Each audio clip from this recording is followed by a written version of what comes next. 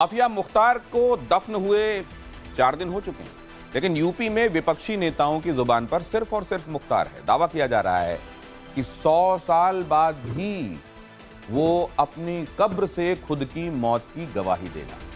जहर वाली थ्योरी को लगातार हवा दी जा रही है। चाय पान की टपरी पर गॉसिप बढ़ता जा रहा है। वोटिंग शुरू होने वाली है, तो सवाल यह है कि इससे खतरा योगी को है या अखिलेश को। जवाब बिग एंड बोल्ड की दूसरी एक्सक्लूसिव स्टोरी।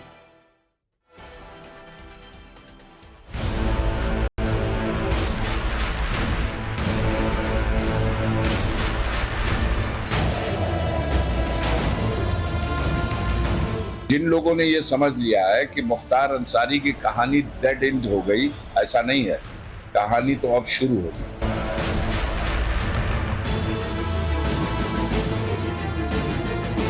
लोग ये भी महसूस कर रहे हैं कि जेल में जहर दिया गया है और लोग चर्चा कर रहे हैं, संदेह कर रहे हैं। सोचो जो सरकार की हिफाजत में जिसकी जांच की जाए। चुनावी माहौल के बीच माफिया मुख्तार की मौत पर हर रोज पॉइजन वाली थ्योरी उछाली जा रही है। वो माफिया जो 5 फीट नीचे जमीन में दफन हो चुका है, जिसका शरीर मिट्टी में मिल चुका है, लेकिन पूर्वांचल में उसके वोटों की विरासत पर नजर रखने वाली पार्टियां मुख्तार को सुकून से कब्र में सोने भी नहीं दे रही। गड़े मुर्दे को उखाड़ने की कोशिश हो रही है। पहले समाजवादी पार्टी के 2 नेताओं का ताजा बयान सुन लीजिए। पुलिस के संरक्षण में जो हत्याएं हो रही हैं, जेलों में हत्याएं हो रही हैं, तो पूरी तरह से भारतीय जनता पार्टी के राज में कानून व्यवस्था ध्वस्त है। मुख्तार अंसारी साहब का जिस दिन इंतकाल हुआ, उससे काफ़ी समय पहले से इस बात का कयास लगाए जा रहे थे। जब उनको पंजाब जेल से यहाँ लाने की बात चली थी, तब भी उन्होंने कहा था कि ये मुझे मारने की साजिश रच रहे हैं और इनका मकसद दूसरा है। जब इतने लंबे समय से पहले इस बात को कह दिया गया और फिर सरकारी तंत्र के अंदर जो है, जेल के अंदर ये हत्या होना, हत्या ही कहेंगे, उनका मतलब इंतकाल होना एक सवालिया निशान बनता है। शिवपाल यादव और जियाउर रहमान बर्क समाजवादी पार्टी के दोनों नेता चुनावी दंगल में हैं। जनता के वोट से अब इनका सियासी भविष्य तय होना है, लेकिन दोनों की जुबान पर मुद्दा एक, माफिया मुख्तार की मौत नहीं बल्कि हत्या वाली थ्योरी को आगे बढ़ा रहे हैं। वही थ्योरी जो अंसारी परिवार पिछले कई दिनों से चीख चीख कर कह रहा है। 19 तारीख को मुख्तार को जहर दिया गया, जेल में खाने में मिलाकर जहर दिया गया। मुख्तार ने खुद इसकी कंप्लेन न्यायालय में कराई। उनके वकील ने हमें भी बताया। हमने खुद जेल सुपरिटेंडेंट से टेलीफोन से बात की और उसने बताया कि हाँ, तबीयत खराब है। हम लोग डॉक्टर भी दो डॉक्टरों का पैनल बाहर से भी मंगाया है और जेल का डॉक्टर, ये 3 डॉक्टर उनका इलाज कर रहे हैं। शुरुआती रिपोर्ट में ये बात सामने आ चुकी है कि मुख्तार अंसारी की मौत कार्डियक अरेस्ट की वजह से हुई, यानी जब दिल शरीर को धोखा दे दे तब व्यक्ति की मौत हो जाती है। बिस्रा को प्रिजर्व रखा गया है, हर एंगल से जांच हो रही है। बावजूद इसके माफिया मुख्तार के समर्थक जहर वाली थ्योरी पर फुल स्टॉप लगाने से बाज नहीं आ रहे। ऐसे में सवाल है कि क्या कब्र में दफन होने के बाद मुख्तार की बॉडी की जांच हो सकती है? अगर जांच संभव है तो कितने सालों बाद भी बॉडी की जांच की जा सकती है? कब्र में दबी बॉडी से जहर वाली थ्योरी को कितने साल के भीतर साबित करना होता है? इन तमाम सवालों के जवाब ढूंढने के लिए टाइम्स नाउ नवभारत की टीम ने रुख किया बनारस हिंदू यूनिवर्सिटी के फॉरेंसिक डिपार्टमेंट का। पूरे पूर्वांचल में बीएचयू के इस विभाग के एक्सपर्ट्स का ओपिनियन मेडिको लीगल केस में बेहद मायने रखता है। यहाँ हमारी मुलाकात फॉरेंसिक एक्सपर्ट मनोज पाठक से हुई। प्रोफेसर पाठक कई पेचीदा पोस्टमार्टम केस हैंडल कर चुके हैं। बातचीत में हमें कई चौंकाने वाली बातें पता चली।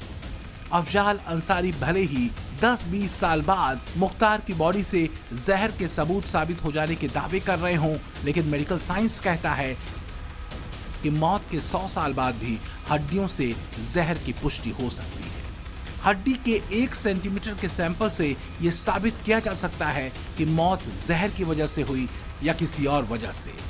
अगर जहर दिया गया तो जहर और उसकी मात्रा की सटीक जानकारी मिल सकती है। जांच की ये सुविधा IMS BHU के फॉरेंसिक विभाग की टॉक्सिकोलॉजी लैब में मौजूद है। ये 3 टिश्यू, हेयर, नेल्स, स्किन, इनको निकाल करके और इनके साथ साथ जहाँ दफन की गई है वहाँ से कुछ मिट्टी का सैंपल भी, सॉइल सैंपल जिसको कहते हैं, कम से कम भी 500 ग्राम, उससे ज़्यादा भी आसपास की मिट्टी कब्र की ली जाती है और उसको फॉरेंसिक साइंस से लेबोरेटरी में टेस्ट किया जाता है, जिसमें कि प्रमुख टेस्ट है एटॉमिक एब्जॉर्प्शन स्पेक्ट्रोफोटोमेट्री।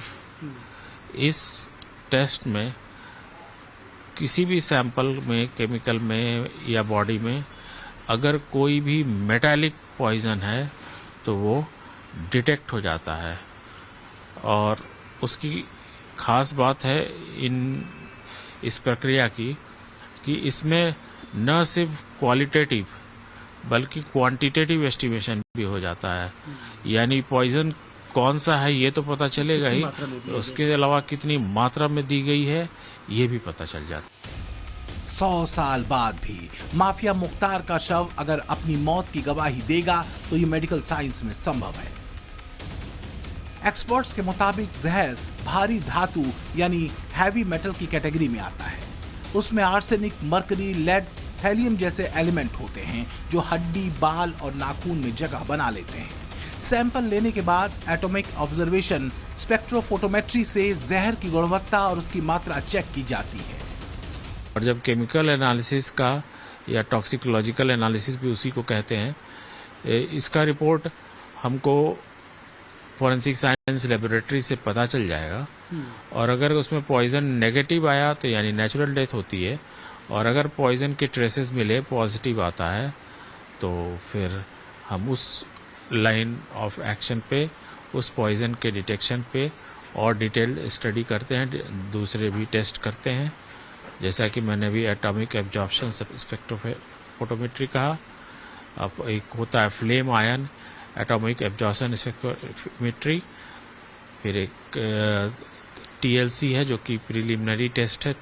TLC एक क्वालिटेटिव टेस्ट है, क्वांटिटेटिव नहीं है। या आयन क्रोमेटोग्राफी, ये सब क्वांटिटेटिव टेस्ट हैं। ये क्वालिटी और क्वांटिटी दोनों बताते हैं। तो इन टेस्ट को लगाया जाएगा तो अगर पॉइजन के ट्रेस होंगे तो वो ज़रूर मिल जाते हैं। मुख्तार समर्थक बार बार दावे कर रहे हैं कि पूर्वांचल के इस डॉन को धीमे जहर ने जेल से कब्रिस्तान तक पहुंचा दिया। ये स्लो पॉइजन काम कैसे करता है, शरीर पर इसका किस तरह असर होता है, इसे लेकर भी हमने फॉरेंसिक एक्सपर्ट मनोज कुमार पाठक से सीधा सवाल किया तो जवाब हैरान करने वाला था। कुछ पॉइजन आइडियल होमिसाइडल पॉइजन कहलाते हैं। उनकी ये खासियत होती है कि न उनमें टेस्ट होता है, न उसमें स्मेल होता है, न उसमें कोई कलर होता है, और वो इजीली अवेलेबल होते हैं हमारे यहाँ मार्केट में। और सबसे ये बात है कि उसमें डिले डेथ होती है, डिलेड डेथ, मतलब एकाएक मौत नहीं होगी, धीरे धीरे होगी। और पॉइजन का डोज भी आपको एक बार में ज़्यादा नहीं देना है, धीरे धीरे देते रहिए और वो बॉडी में अक्यूमुलेट होता चला जाता है और उसके द्वारा जो मौत होती है वो मौत एक नेचुरल डिजीज के तौर पे दिखती है। लगता है कि जैसे कोई नेचुरल डिजीज हुई और उस वजह से उनकी मृत्यु हो गई। IS 191 गैंग का सरगना मिट्टी में मिल चुका है। विरोधियों की जहर वाली थ्योरी के सच की पड़ताल के लिए योगी सरकार ने एक नहीं 2 जांच बिठा दी है।